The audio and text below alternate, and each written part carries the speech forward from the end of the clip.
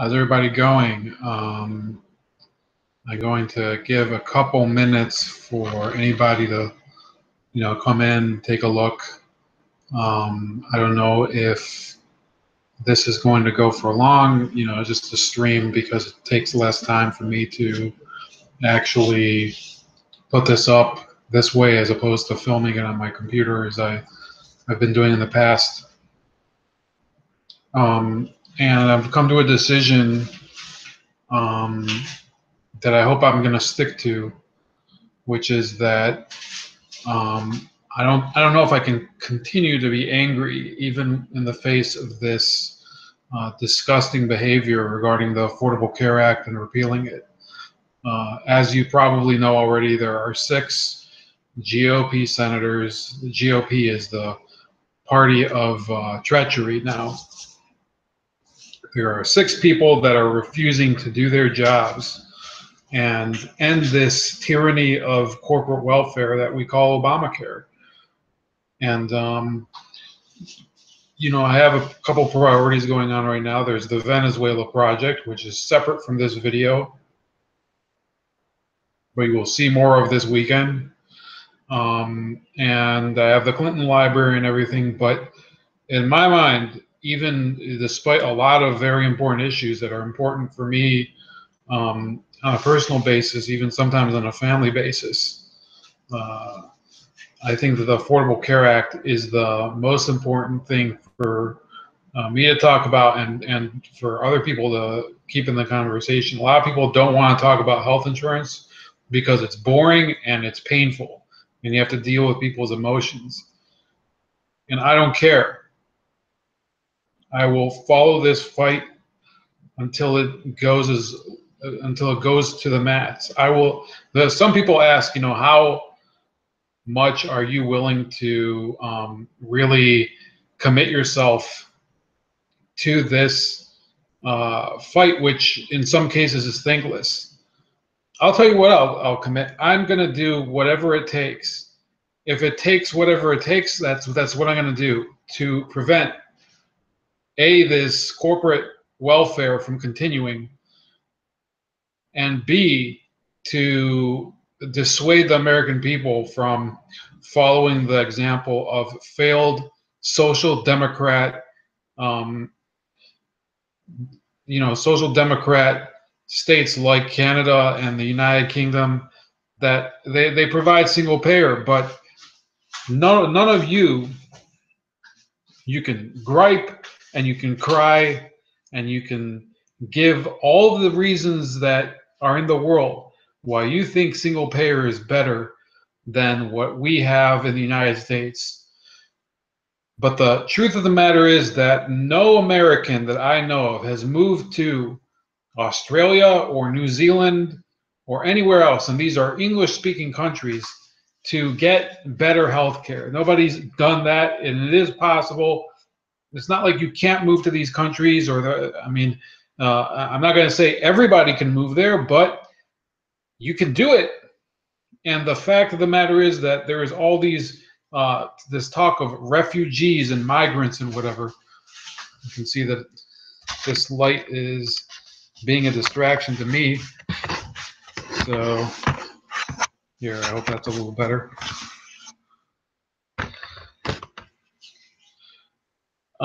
Basically, we're talking all the time about these migrants coming here because the system in their country is not good enough. Well, Americans are always complaining about how the healthcare system in America is not good enough. I don't see them moving to Canada. In fact, on the contrary, the only people I know that move anywhere are Canadians to here. Okay, and I am not satisfied with the healthcare system here. That's why I'm supporting greater competition and greater patient choice in healthcare plans. And I will not countenance this bullshit where they come to me, somebody who I know people that have been working in healthcare their entire lives. I couldn't do it. I admire those people, for being able to do a job that I probably couldn't do, because I don't like having to, constantly contact people. having germs spread and whatever. Not that I'm like some germaphobe myself, but this is something where not everybody's cut out for. We can all admit our flaws. Not everybody can do my job, but I will not pretend that I could do a nurse's job. And it is the height of condescension for these liberals and their lawyer friends to claim that healthcare is a human right. It is not a human right for you to go to somebody and tell them that their service or their product is owed to you by virtue of a made-up principle spouted by a person who's never worked in healthcare in his life. He's never worked in healthcare. He's never had to deal with administrating a healthcare system. He's never had to design anything in his life. He's been a complete, the Bernie Sanders position on healthcare is basically, I said that this is what this is what it's based on. It's based on his statement that I said that healthcare is a human right, therefore it is. It's like the I think therefore I am thing. Okay, I know you're in my kitchen right now, but I was about to eat dinner and I just thought I had to get it off my chest. I have this Marmite waiting for me to eat. The British, they have Marmite, and for some reason we think that because they have this national health care system, the National Health Service, I think it's called, that we have to follow in their footsteps. Well, why don't you read the British media and you figure out how satisfied they are with their health service? The Charlie Gard affair is now an international, an international story. It's a tragedy. This kid is going to die. I think he might have died already. I'm not sure. And it's become a heart-wrenching tale for a lot of people. I'll tell you the truth. I have, my empathy levels are notoriously not that good. But I can certainly see these people have to go to court every day and fight for the right to keep their kid alive.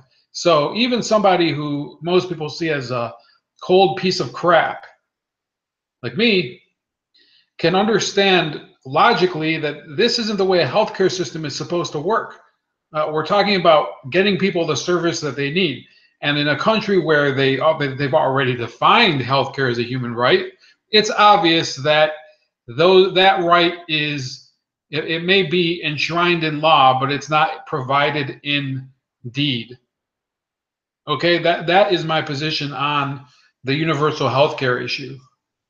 And tonight, regardless of what happens, some people are going to celebrate. It just depends who. The Democrats, if the Republicans fail to pass this, whatever the fuck you call it, bill, they will be celebrating. They'll be saying, oh, the fucking Republicans, they don't know how to do shit. And the Republicans, if they pass a law, they'll be saying, oh, we fucked you over. Obamacare is dead. We killed Obama's legacy. Well, I'd be, somebody like me who gloats all the time over, I bought a hat because I won the NCAA pool. That's how petty I am sometimes.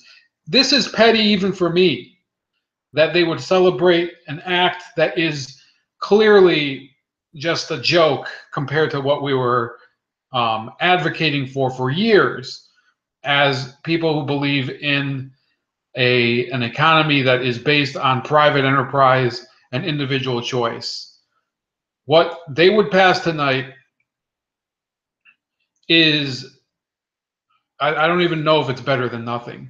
It's better than nothing in the by dint of the fact that it provides a statement of where that party's going. But we have to carry our nation in the direction that we want it. And there's plenty of people pulling in the other direction. There's plenty of people out there that are talking about, even on the conservative side, that are talking about, well, what are we going to do? They want the single payer. We're going to give them the single payer.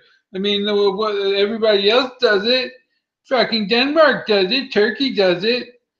No, every other industrialized nation in the world does it. Well, guess what? Every other industrialized nation in the world wants their people, the people that have ambition, they don't stay there. They don't stay in Norway, and they don't stay in Italy, and they don't stay in Japan, and they don't stay in Korea. They come here. Now, and by the way, Korea and Japan, how do they pull it off? Zero immigration. So the system works for the people that pay for it. It doesn't work for the people that are coming in and trying to, game the system. Sorry, immigrants, but that's the truth. Single payer healthcare will not work if more of you come over there and become basically a claims machine. It's nothing against you. I know that you need procedures done, but the system is not designed for that. It's a system that is dependent on productive subscribers, and that's why it is in crisis in a lot of these countries. It's a massive burden on the economy. These countries, you talk about countries that they've been depending on the United States for their defense for so many years. That's one of the few cases where I agree with President Trump. I think we should say to these countries, fuck you. You can pay for your own defense. And if I were him, I would go even further. I'd say we're taking our troops out of Germany and we're bringing them back to the United States, and possibly demobilizing some of them, unless we can find better things for them to do than fuck around in Germany defending a country that is basically, run by a suicidal, hag woman. That's what's going on right now. We have these countries that are run by losers, and I think it's better certainly to have this guy running our country than any of those clowns that are over in Europe. Doesn't matter. I mean, I've heard people saying that Macron is now getting good. I don't care. This is the best outcome that we have available. This president is doing the best work that I've seen in my lifetime. And I'm not one of these people that worships a politician, and I'm not going to worship Trump. But compared to these losers in the GOP, why not support this guy? I mean, the GOP is a bunch of faithless bitches.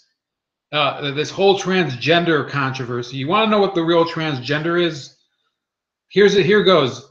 You voted for a free market conservative last year to send to Washington, and what you got when they walked up to the podium was a straight up bitch. They're trans bitch. That's what they're doing. Okay? And so we're going to talk about some other topics that, and I guess I did break my promise about being mad, but I'm going to, you can watch some of my other videos. My video from yesterday or 2 days ago to Tim Black about the Obamacare.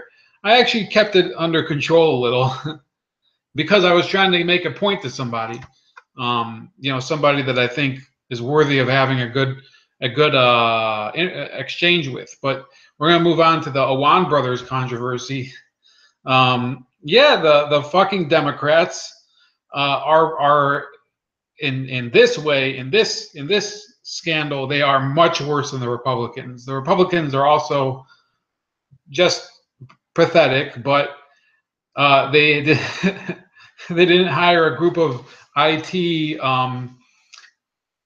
basically IT squids that were leeching off of the Democratic members of Congress and possibly sharing their information with foreign terror organizations like Hezbollah. And the irony is that the person who was kind of the capstone of that group of Congress people, congressmen, women, whatever, was Debbie Wasserman Schultz, the same dirty Debbie from last year, who didn't know how the fuck to cover up her whole collusion with the Hillary Clinton campaign, and was eventually forced out as the chair of the DNC. And she's always playing the victim. Oh, they fucking hacked our system, and no, don't read the emails. They've been stolen. That's not fair. We're supposed to be able to talk smack about people we don't like that are running for office and to skew the rules against them. Well, guess what, Debbie? I don't know if you can live this down. This has to be one of the most embarrassing sagas in the history of Congress, where you have this pompous moron, Debbie Wasserman Schultz, who virtually all of her legislation is symbolic garnish. It's crap. All of it. I think what did she have? I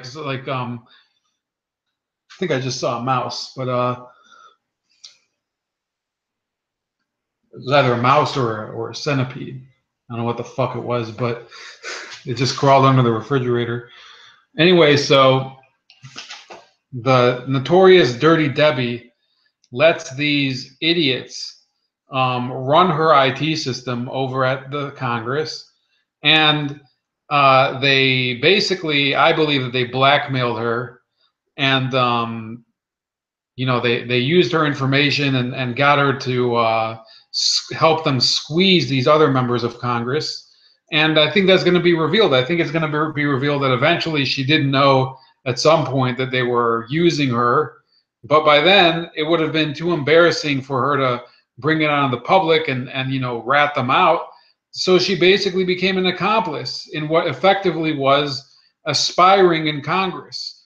And for this, along with everything else that she's done to all Americans, the progressives, her constituents, she deserves to just be thrown in prison. This is worse. I think the only congressperson that I remember getting thrown in prison personally is James Traficant, who was from close to where I live. He was thrown in prison for some sort of bullshit corruption or something, not even worth going to prison for. But he got caught red-handed because he's not the smartest character. This Jim Traficant. I think Debbie Wasserman Schultz is the embodiment of corruption in Congress, and maybe it's true that you're not supposed to wish ill upon others, but the day that they throw her in jail. Oh, no, there's also that Corrine Brown, who's another member. I think there's actually a few more. It's just James Traficant is the one that most comes to mind for me. So you can look them up: Corrine Brown, James Traficant. Debbie Wasserman Schultz puts them all to shame. This has to be the most embarrassing scandal, both because of the fact that this has gone on for so long and there's so much waste. Apparently, there was something like $5 million in total spent on Awan and all of his shady relatives working for all these congressional aides. Apparently, the staffers, the other staffers, couldn't get any service from these people. They were basically getting paid not to do shit. Some of them weren't even showing up to work at all. They were working other jobs and just collecting checks. So this is basically fraud.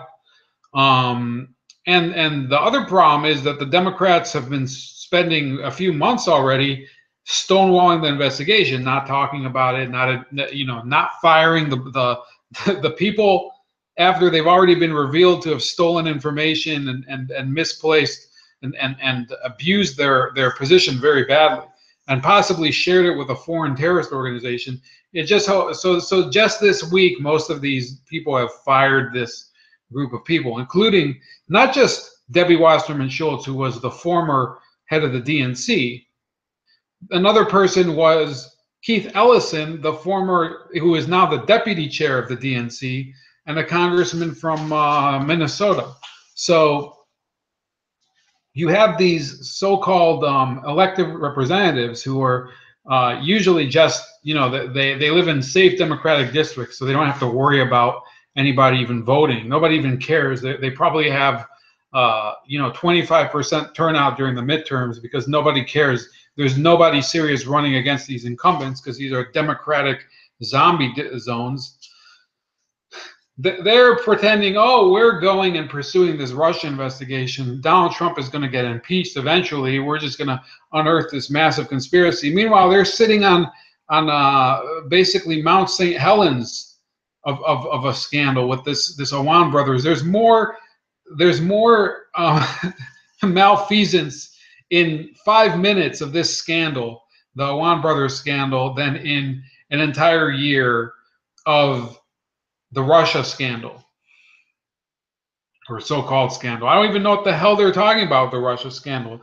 They're complaining about meetings where nothing happened, and meanwhile they're defending these idiots who have, they're involved in all of these other white collar crimes. Apparently one of them was trying to defraud his stepmom of his dad's inheritance, his dad's estate.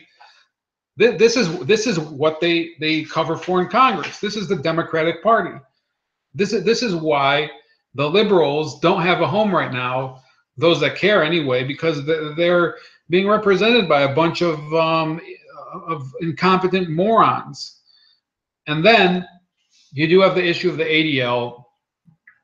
So I'm tired right now, so I'm not going to talk about that today, but I am writing a piece, and I'm hoping to publish it at the end of the night, and it will be released sometime in the morning by Times of Israel. And it is talking about how even those of us that we find this, this hostile speech towards the Jewish community, this hostile and defamatory speech, we cannot go into this this twilight zone of censorship. That I will not go into. I don't care how distasteful the speech is. I will not support censorship in any shape or form, except against threats. But this ADL, they are censoring actual internet journalists, and they are part of this alphabet soup. This is why I call them an alphabet soup of front organizations that pretend to represent the communities that they're claiming to represent, but they really represent the elites. And I'm just going to go organize and share my thoughts about how individuals have to start taking charge. These organizations don't represent you. I'm proud of this Shirley Husser, or Hussar. She's from California. She is fighting against the groupthink of the NAACP and other organizations in the Black community. I want a similar effort in all the communities, including my own, the Jewish community. And that's it for tonight. So thanks for joining me or tuning in later. I think we're really doing a lot of progress with this Venezuela project, but I need your help. I need you to share the Venezuela videos and talk about it, because I think that that's really the top story besides Obamacare, not this other crap about Russia and fucking the Boy Scout Jamboree and all that. Who gives a fuck already? Have a good night. This is Bold Like a Leopard, and have a good weekend if I don't see you.